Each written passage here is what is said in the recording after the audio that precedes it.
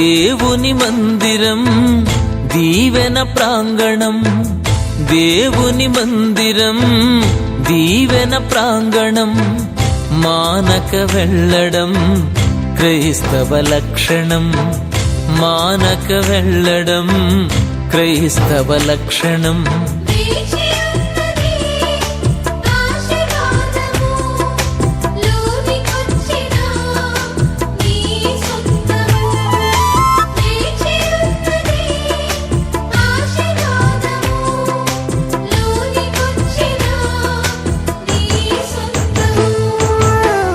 దేవుని మందిరం దీవెన ప్రాంగణం, దేవుని మందిరం